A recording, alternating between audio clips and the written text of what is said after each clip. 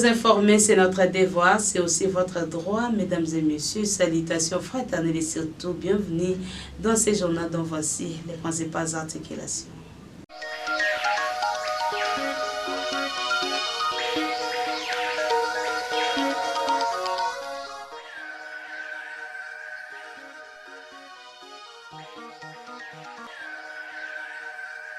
Un trou s'est créé au carrefour situé en face du centre hospitalier La Grâce.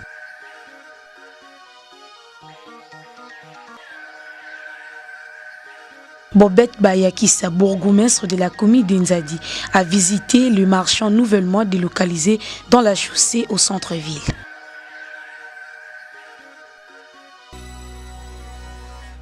Encore une fois, mesdames et messieurs, bienvenue dans ces journaux et surtout merci de rester avec nous. Bobette Bayakissa, bourgmestre de la commune d'Inzadi, a commencé sa semaine de travail à visiter les marchands au centre-ville délocalisé. Les points avec Nicole Guibi. Partant de sa descente sur terrain pour inspecter le marchand de sa juridiction qui sont dans la prise de l'État, la bourgmestre Bobette Bayakissa avec son équipe ont parcouru dans tous les points de vente pour suivre de près ce qu'elle avait annoncé, interdisant des ventes près de la chaussée, c'est-à-dire les respects des limites. Elle ne s'est pas limitée seulement là, mais aussi elle a fait appel aux responsables des boutiques où les poteaux de la SNEL sont à l'intérieur de leur magasin, de libérer le lieu. Que je puisse faire les constats de là où les assujettis ont construit avec des poteaux de l'électricité dedans, dans leurs kiosques ou encore dans leurs hangars. Et nous sommes rendus sur terrain pour aller démolir ces hangars-là contenant les poteaux de la SNEL. Et en second lieu, nous avons fait l'itinérance sur le centre-ville, au centre-ville je pourrais dire. Nous avons fait l'itinérance juste pour recadrer nos administrés et nos assujettis des respects des normes urbanistiques dans les artères publiques. Parce qu'aujourd'hui, si on laisse tomber toute personne de venir s'installer sans réglementation, moi je pense que le centre-ville sera surpeuplé et puis surinondé. Et je suis obligé, étant responsable de l'entité, avec mon équipe d'environnement, de recadrer et d'encadrer ces gens-là. Le bourgmestre de la commune d'Inzadi, Bobette Bayakissa, revient une fois de plus pour interpeller la population de sa juridiction à l'assainissement de leurs points de vente. Suivez. Je dirais à toute la population, non pas seulement du centre-ville, mais à toute la population de la commune d'Inzadi. L'assainissement, ce n'est pas l'affaire d'une personne ou de l'État. Moi, je pense que tout le monde doit être conscient de son environnement, d'assainir son entourage pour le bien fondé de sa famille et de lui-même en soi. Et à ceux aussi qui vendent, qui utilisent les emprises de l'État, de bien assainir leurs milliers de points de vente, ou je pourrais dire leurs milliers qui leur servent à vendre leurs marchandises, de mettre la propriété, d'assainir à chaque fois s'il y a des immondices ou des déchets, d'encadrer ça, de mettre ça dans des châssis collecteurs et après de mettre là où il faut aller jeter, ou encore je vois il y a aussi des services des récoltes qu'on avait mis à la disposition de ces déchets-là. Donc j'attire l'attention de tout le monde de s'impliquer pour la propriété. Ce n'est pas l'affaire seulement du bourgmestre ni les agents de l'État, mais c'est l'affaire de tout le monde. Chacun dans son fief, il doit assainir son milieu. Parlons infrastructure, mesdames et messieurs. Un trou s'est créé au carrefour en face du centre hospitalier La Grâce. Nous sommes là au centre-ville de Bouma. Nos reporters s'y sont rendus pour s'enquérir de la situation. Un reportage de Nicole Guibi rendu par Ben Nzozi. Nous sommes au centre-ville de Bouma, plus précisément au carrefour situé en face du centre hospitalier La Grâce. Un trou s'est créé à cet endroit environ une année. Le mal anniqué, depuis la tombée de la pluie, cet endroit devient impraticable. Les motos, les taxibus ou voitures ont du mal à faire un déplacement pour atteindre la place Thème. Mais aussi, les piétons ne cessent de se lamenter car il n'y a pas la libre circulation. Les autorités compétentes sont appelées à trouver une solution urgente pour mettre à l'aise les usagers en provenance de la cité pour atteindre le centre-ville. Parce que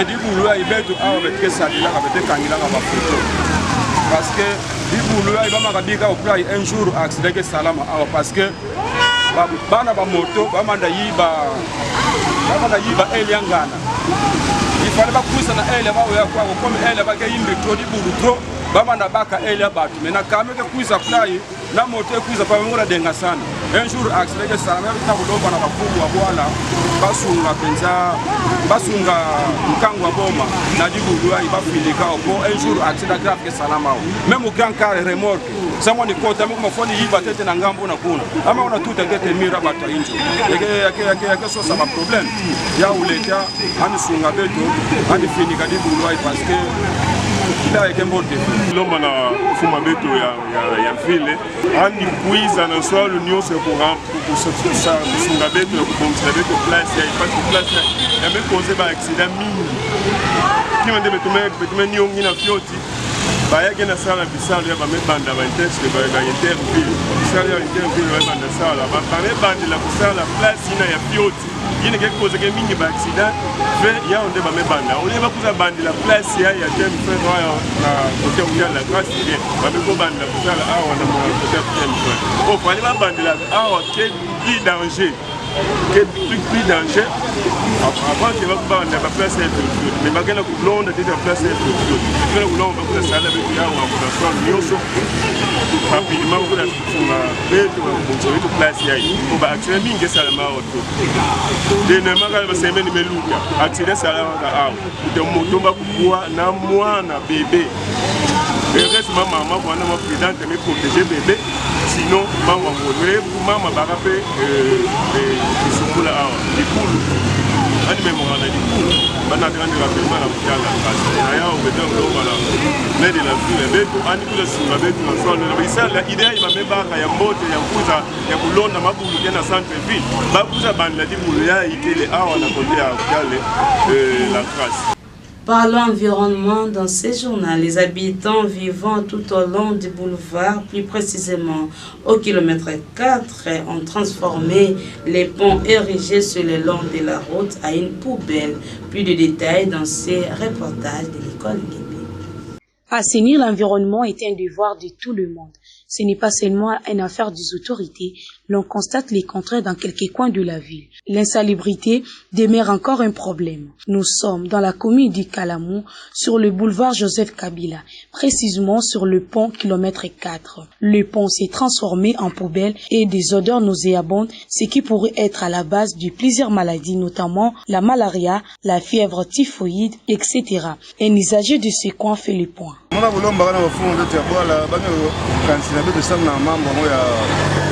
ba poubelle muntibalo ngana lozila ba poubelle na ba terrasse tina ba pembene ba pont parce que là vous provoquez tant que vous le maintenant va faire filtre ma zavi yana na ta ba saleté mais quoi bloquer place spina et même vous tout le retour na ba quartier ba mazeno côté na ba injo vous savez ba fond on veut boire là na ba tala ba place ya moi donc on va vous savez kana idée ni ba ina ya to vous faut venir de sur la mazango ou bien on va faire le natubile si les moyens bali na pour na beta ko mo spina ke inachevé to bana ko dougla ba saleté moyenne bali pesa ordre ke chaque avenue ba voir na ba bima ba comme ba poubelle ça monte ba moyen vous foutre ta transport tous les côtés de dougla ba saleté na côté mo sina ke na OK photo sur ba saleté ba côté moyen et tu as des mots bien na mo faut moi on peut ça ordre je vais me payer ça que va nous avoir santé à ouvrir nous qui devient nous quoi là moi ça avec bal na tout la même moi moi panneau moi spina bal soni au bien ba biga même moi spina ba na surveiller na ba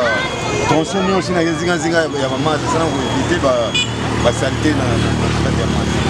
L'actualité, c'est aussi dans le cadre de sa mission d'itinérance en vue d'inventorier les différents sites touristiques du Congo central. Le ministre provincial en charge du tourisme, Jean-Cornelis Mbilouvela, a séjourné dernièrement à Mbanza-Vivi. Les détails dans ces récits rendus par Gisèle Ngoy. Il n'a pas hésité un seul instant de monter à bord d'une tricaisse, moto à 3 roues communément appelée moto Gizi, après une longue distance à pied pour se rendre à Mbanza-Vivi, toujours dans le cadre de sa mission d'itinérance en vue d'inventorier les différents sites touristiques du Congo central. Le ministre provincial en charge du tourisme, Jean-Cornelis Mbilouvila, et son équipe composée de la conseillère socioculturelle du gouverneur des provinces, des conseillers et experts du cabinet du ministre dont il s'agit du chef des divisions provinciales du tourisme et de la presse, ont parcouru samedi 16 novembre plus de 16 km à pied sur une route montagneuse pour atteindre la place où Stanley avait construit son chalet. Selon les habitants de la contrée, ils n'ont jamais vu un gouvernement arriver sur le lieu, sauf celui de l'excellence Grace Nkwanga Bilolo, à la personne de Jean-Cornelis Mbilouvila. Si un lot que Vivi, étudié en histoire, est un groupement de Segebanza composé de 5 villages. Mutindo kaka batuke na moni na film betike en face ya Matadi betike na ndambo ya fleuve. Décision betu bakaka ya visiter ba site touristique ya obubu betu lamukaka na suka samu betu tala Vivi Mbanza Vivi et puis kukumati na chalet place wandaka vanda Stanley betume tambula betume kwenda ti na Mbanza Vivi anjila ina ke pasi mingi betume kwenda na makulu bakame medikana tama ti betume kwenda baka kana mutino bake bingila kao kana wewa doka na nini ina mekumisa betu ti na Mbanza Vivi ina ke première capitale ina bitike kuwaka na histoire betume katuka na Mbanza Vivi betume baka daka continuer na makulu ti betume kuza kuma na chalet place vanda Stanley betume découvrir pe ya ibenikana mona prison place an vandaka lundila ba esclave place an vandaka lundila ba esclave yake mbote mingi bana Congo central betuko ka kutambula sama nguzaba bisika nyonso ina d'ailleurs yake mbote mwana proposer na ba club de marcheurs olena kutambula wandika na nzila beno sala exercice ya kwenda na Mbanza Vivi tibe bimina na chalet vraiment yake vanda marche mbote samu na beno. Voilà betume katuka mona place Stanley vandaka kumina kitila place an vandaka lundila ba esclave nandi place an vandaka ainsi que boala ina an kuzaka en quelque sorte couper sa valeur malgré tout nyonso même en satolumuka ina betke bengilaka Vivi Mbanza Vivi. Voilà un peu ina betulenda lunda lokola betke na objectif ya ko inventorier ba site touristique betume mona betuke pesa rapport na mfumo ya bwala ya province na beto tata gouverneur Grace Bilolo tango betuke na kwenda pena Kinshasa na cadre ya semaine touristique bameka tango na dizina Vivi comme capitale première capitale ya RDC mukeza ngave kusabisa bao tibenga na tango na beno Vivi na ba salle climatisée na ba bureau climatisé bwala ngome tumbuto lumuka samu babaka dibanza tama banza kula dongilao kilumbu samu basa banini beti balenda sala mais yake na importance samu na kuzingisa histoire ya bwala nzila ya bwala ina abongisao bwala ina bako kakutula na ba condition mosi ya mbote samu batike na zinga pe kuna kena zingila kana bisalo mosi ya pasi la preuve exode rural banyonso kena bimabao bakonda fanda kaka na bwala Matadi yemeka kuma kuna ata école keleve école ke kuna même ansa tolumuka bana meko mangona tangila kaka na Matadi yemeka tala ba église pe batike kotaka dia rave. Bref, ce sont les banani ba dernière population moi bakulu kaka mesala bikana na bwala ngo donc histoire ke na kwenda zimbanaka malembe yake na importance betu kana sala na secteur ina betu ko valoriser la place ina pidina histoire ya bikazimbana sinon dans 5 ans ou 10 ans ameka tanguna Vivi ata trace que vanda dia rave. Un mot sur la page nationale, mesdames et messieurs, avant de poursuivre ces journaux. Lors de sa visite à Lubumbashi, dans la province du Haut-Katanga, le président de la République démocratique du Congo, Félix-Antoine Tshisekedi Tshilombo, a dénoncé l'interprétation de l'article 217 de la Constitution congolaise qu'il considère comme une menace pour la souveraineté nationale. Il a insisté sur sa détermination à modifier cet article qu'il qualifie de source de danger pour l'intégrité et l'indépendance du pays. Les détails dans ce récit de Nicole Nguimi.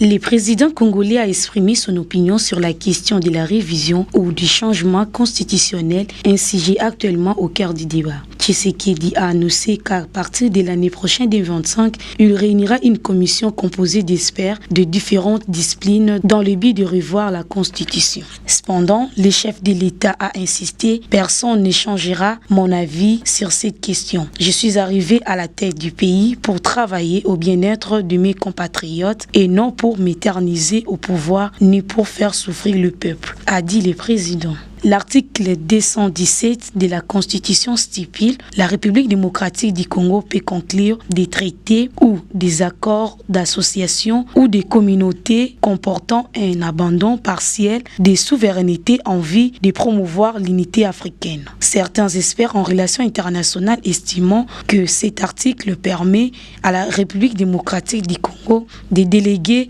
partiellement des compétences souveraines à des organisations régionales ou continentales, afin de favoriser l'intégration africaine. Cela pourrait concerner des initiatives communes dans des domaines comme la défense, le commerce ou la justice. Cette disposition suscite des inquiétudes.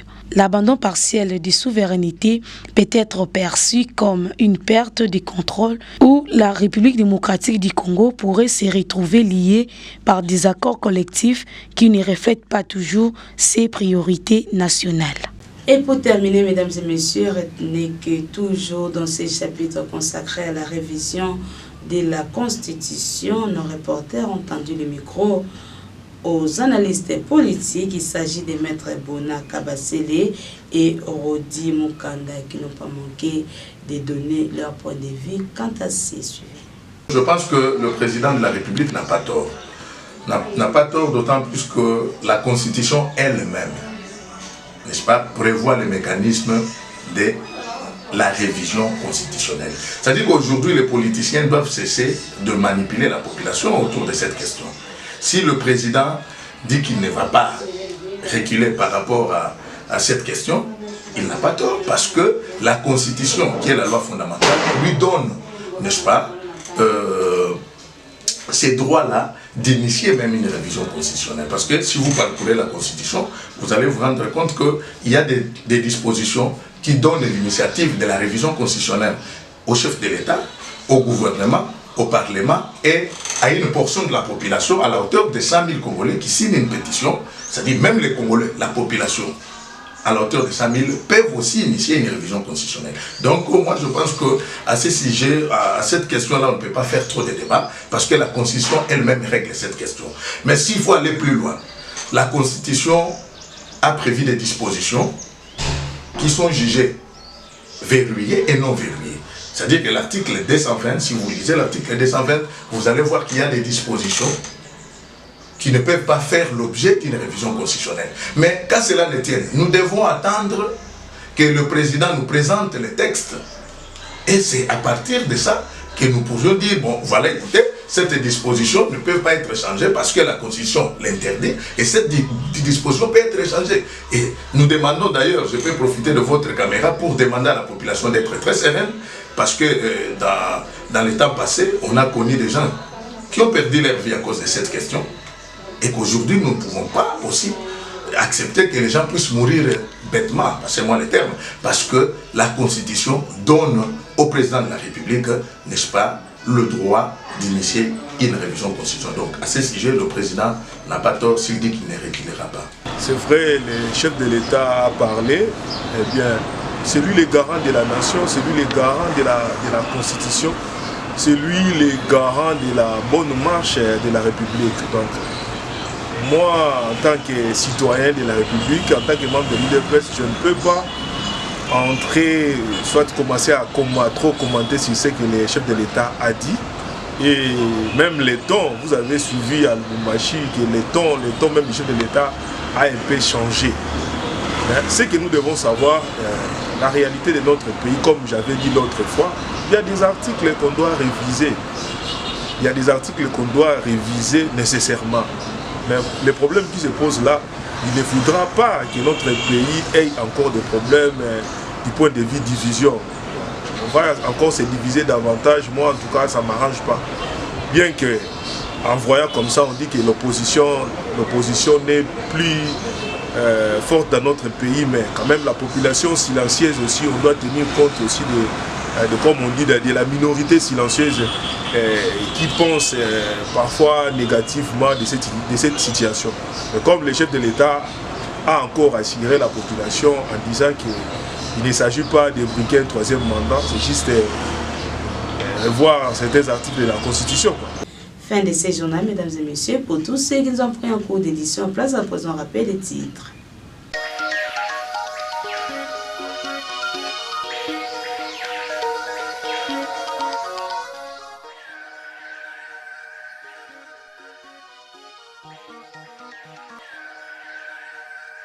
Un trou s'est créé au carrefour situé en face du centre hospitalier La Grâce.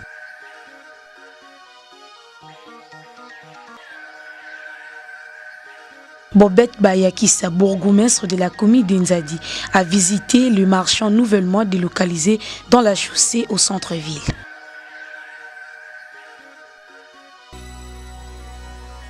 C'est par ici que nous bouclons complètement la boucle de ce journal, un journal de Nicole Gimbi qui a connu le concours rédactionnel de Bénédicte Ndjouzi, Gisèle Ngoyi, dans une réalisation de Romev Bunga et Crépin Ngumba. Vous, mesdames et messieurs, merci de votre aimable attention, surtout bon début de semaine à toutes et à tous.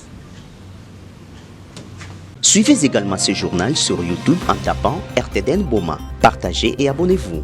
N'oubliez pas d'activer la cloche des notifications. La RTDN dans vos poches, la RTDN entre vos mains, la RTDN à l'heure du numérique. RTDN, chaîne de l'excellence.